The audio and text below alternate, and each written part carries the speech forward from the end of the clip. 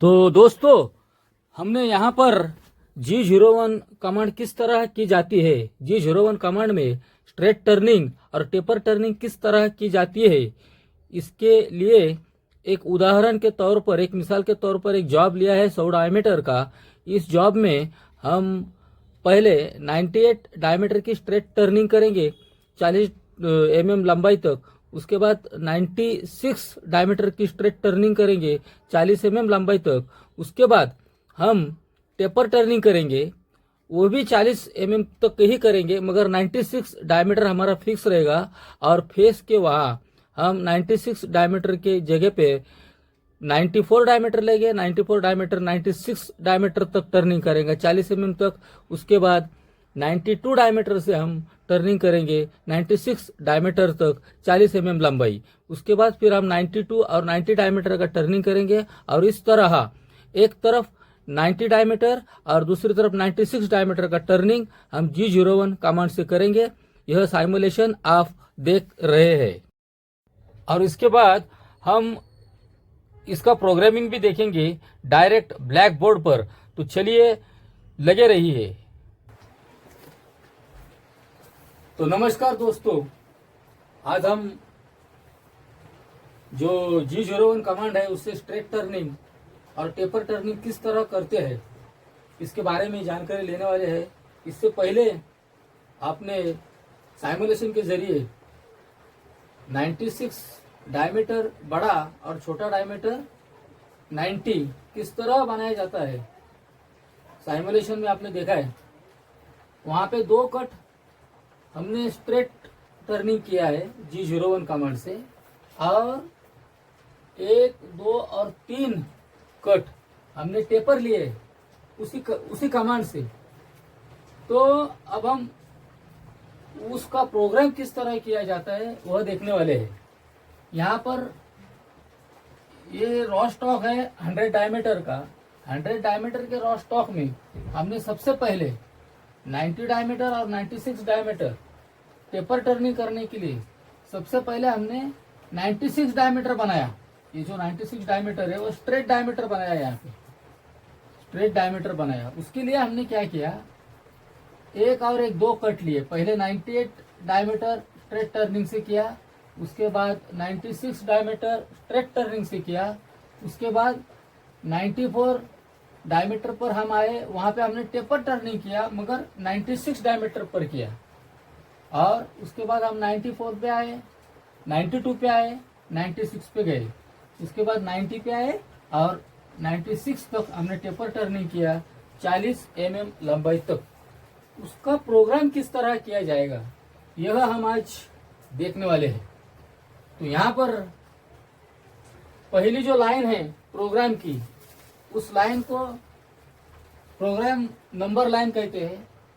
ओ से शुरुआत करते हैं, O 1 2 3 4, कोई भी नंबर रह सकते हैं, 4 नंबर होनी चाहिए, और वह नंबर तुम्हारे मशीन में इससे पहले दर्ज नहीं होनी चाहिए।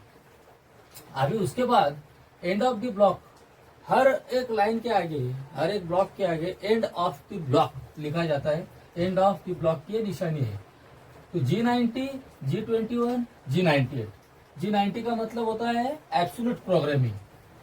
हम X को और Z को जो भी पॉइंट पे 0 है ऐसा कमांड के जरिए या ऑफसेट के जरिए मशीन के अंदर फीड करेंगे, उसी को X और Z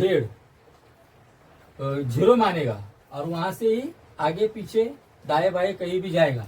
तो G90 मतलब absolute command. G21 all the inputs in mm, इसलिए G21 कमांड दी जाती है। और G98 कमांड जो है, जो हमारा फीड है, वो फीड पर मिनट दिया गया है, इसलिए G98 कमांड है। अब अगली कमांड G28 U0 W0 का मतलब होता है मशीन 0 पोजीशन पे जाएगी।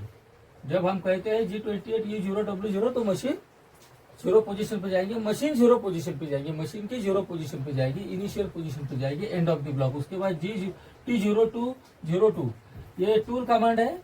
टूल कमांड में ये जो पहले जो 2 नंबर है टूल नंबर होता है, दूसरे जो 2 नंबर है वह ऑफसेट नंबर होता है। टूल का ऑफसेट हम किसी भी नंबर पे दे सकते हैं। किसी भी नंबर के टूल का ऑफसेट किसी भी नंबर के ऑफसेट पे देते हैं, मगर हमारी सुविधा के लिए और याद रखने में आसानी हो इसलिए हम टूल का नंबर और ऑफसेट का नंबर एक ही रखते हैं। उसी नंबर के टूल का ऑफसेट उसी नंबर में हम वहां पे दर्ज करते हैं मशीन के अंदर, एंड ऑफ द ब्लॉक। उसके बाद हम टूल को X0 और Z1 पे बुलाएंगे। जो जॉब का डायमीटर है 100 और Z1 मतलब Z का 0 इस लाइन पर होता है, इस लाइन पर। तो इस लाइन को हम टच नहीं करेंगे, इस लाइन के थोड़ा सा आगे खड़ा करेंगे टूल को Z1 पे। उसके बाद G97 हमने टूल जो स्पिंडल जो है उसकी कमांड है ये कि RPM रोटेशन पर मिनट, इसलिए जो कमांड है वो G97 होती है। उसके आगे हमने कितना रोटेशन चाहिए, हमें 1000। तो एक मिनट में हमारा टूल कितने बार घूमेगा उसके बारे में हम यहाँ पे S1000 लिखा है। M03 मतलब क्लॉकवाइज स्पिंडल रोटेशन, हमारा स्पिंडल क्लॉकवाइज घूमेगा अगर हम M03 लिखेंगे। अगर हम M04 कमांड देंगे तो हमारा स्पिंडल एंटी क्लॉकवाइज मतलब घड़ियाल के विपरीत दिशा में घूमेगा। अब यहाँ पे वापस हमने क्या किया, G00 X98 टूल को डायमीटर से X98 पे लिया और वहां से फिर हमने कूलेंट ऑन किया। कूलेंट ऑन करने के बाद हमने G01 कमांड से Z-40 कमांड दी, मतलब हमारा टूल यहाँ X98 पे से काटते काटते यहाँ तक आएगा और कटिंग पूरा करेगा। कौन से स्पीड से करेगा, 150 mm पर मिनट के स्पीड से करेगा।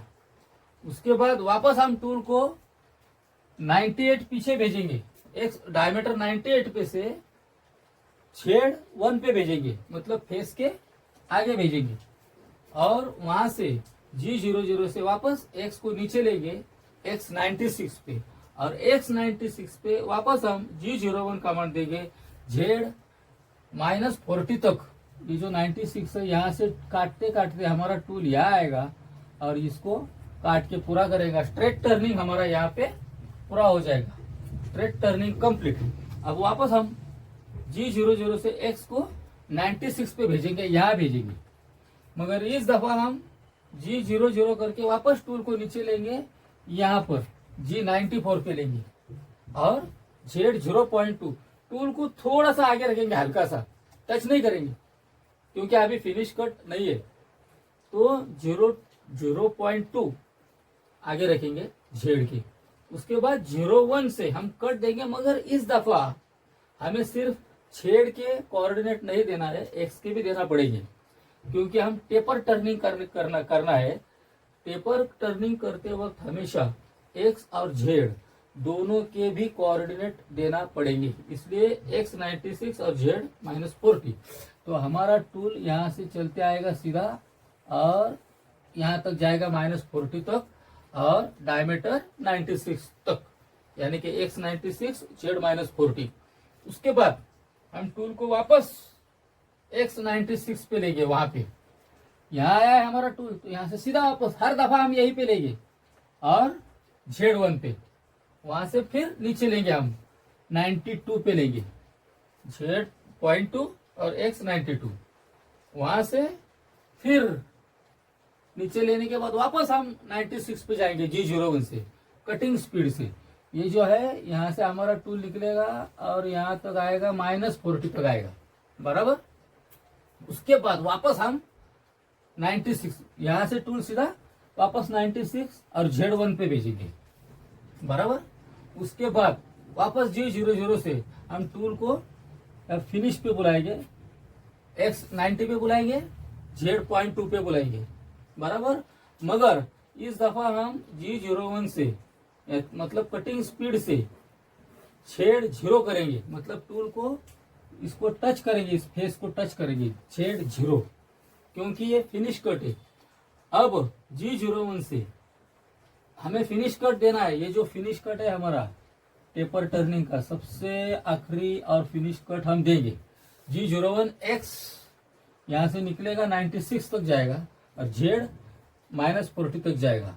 ये माइनस साइन इसलिए है कि जब भी टूल लेफ्ट की तरफ जाता है तो हम उसे माइनस साइन देते हैं, -40 कहेंगे। अगर हमारा टूल वहां गया 40 में तो हम उसे +40 कहेंगे। प्लस साइन लिखा नहीं जाता है, मगर जब भी राइट की तरफ रहेगा तो प्लस साइन देते हैं। अब हमारा फिनिश कट हुआ, जो टेपर टर्निंग का काम हमें करना था वो पूरा हुआ है। अब यहाँ पे हम टूल को वापस X96 Z1 कमांड देते हैं, टूल को बाहर निकालते हैं और G28U000 यानी कि टूल को ऑर्डर देते हैं कि भाई अब तुम्हारा काम पूरा हुआ है, आप अपने जगह पर जाके विश्राम करो। तो अब उसके बाद हमें जो कूलेंट की जरूरत थी वह भी खत्म हुई है। जब तक टूल का कटिंग हो रहा है तब तक हमें कूलेंट की जरूरत होती है। हम अब कूलेंट ऑफ कर देंगे M09 से, कूलेंट ऑफ। उसके बाद स्पिंडल स्टॉप, M05 को कहते हैं spindle stop. And last but not least कहते हैं उसे M30। मतलब जो भी हमारा प्रोग्राम है उसे रिवाइंड किया जाता है। Rewind, programme rewind. अब ये प्रोग्राम रिवाइंड करके वापस यहाँ पे आ जाएगा। तो इस तरह दोस्तों G01 कमांड से हमें टेपर टर्निंग और स्ट्रेट टर्निंग दोनों भी ऑपरेशन करने आते हैं। उसके बावजूद फेसिंग भी कर सकते हैं। तो जितने भी ऑपरेशंस है जहां पे टूल सीधे लाइन में चलेगा, सीधे लाइन में, स्ट्रेट लाइन में, वो तिरछा भी हो तो स्ट्रेट लाइन में चलेगा और सीधा भी हो तो स्ट्रेट लाइन में, वो सारे ऑपरेशन हम G01 कमांड से कर सकते हैं। कहीं पे अगर यहाँ पे ऐसा चांपर मारना है कॉर्नर पे, वहां पर भी हम G01 कमांड इस्तेमाल कर सकते हैं। चांपर, इस तरह चांपर जो भी होगा, 45 डिग्री होगा, 40 डिग्री होगा, जो भी होगा वो चांपर हम G01 कमांड से दे सकते हैं। तो दोस्तों उम्मीद करता हूँ कि आपको G01 कमांड के बारे में मैं साइमुलेशन के जरिए और यहाँ पे ब्लैक बोर्ड पर ड्राइंग के जरिए अच्छी तरह से समझा चुका हूँ। और अगर आपको वीडियो हमारी पसंद है तो हमारे CNC प्रोग्रामिंग नॉलेज चैनल को सब्सक्राइब कीजिए, लाइक कीजिए, शेयर कीजिए, हमारे हौसला अफजाई कीजिए। और ऐसे ही अच्छे अच्छे वीडियो इसके आगे भी हमें आपके सामने रखना है। तो आप जुड़े रहिए। धन्यवाद। फिर मिलेंगे अगली अच्छी मालूमात के साथ अगली वीडियो में। तब तक के लिए धन्यवाद। अगर आपको कोई दिक्कत हो, कोई सवाल हो, कोई प्रश्न हो तो हमारे कमेंट बॉक्स में आप लिख सकते हो। इसके बाद भी अगर आपको प्रोग्रामिंग के अलावा टूलिंग और उससे ज़्यादा कुछ मशीन के बारे में मालूमात चाहिए तो आप लिख सकते हो, हम उसका भी समाधान कर देंगे। धन्यवाद।